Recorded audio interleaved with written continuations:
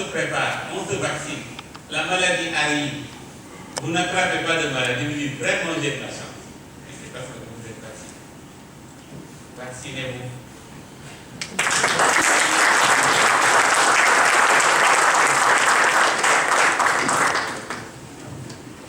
Merci, professeur. Nous venons d'assister à un discours, un exposé de très haute facture. Elle n'est pas que de bonne facture, elle est de très haute facture. J'ai essayé de suivre le professeur dans ses envolées, mais je dois dire que ce n'est pas facile. C'est comme un footballeur qui disait que suivre Beckenbauer est tout à fait difficile, parce qu'il est en fait insaisissable, il est ingouvernable, tellement il est compétent. Le professeur ne s'est pas contenté de répondre du tic au tac à la question qui a été posée. Sinon, il allait s'enliser dans une dichotomie. On a de la chance, oui, on n'a pas de la chance.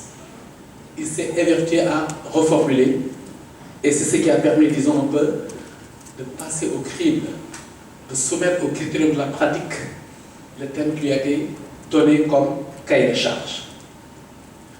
Ça fait longtemps que j'ai fait la conduite du changement.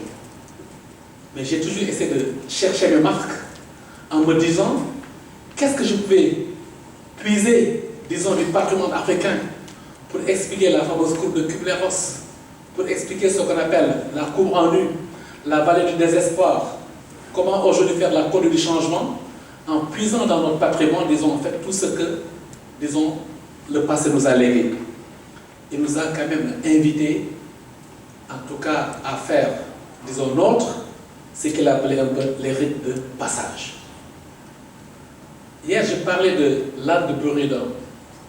Cet âne qui était entre le seau d'avoine et l'eau, mais l'âne est mort parce que tout simplement, il n'a pas saisi toutes les opportunités, toutes les chances qui lui avaient été données pour quand même un peu sortir, disons, de cette situation.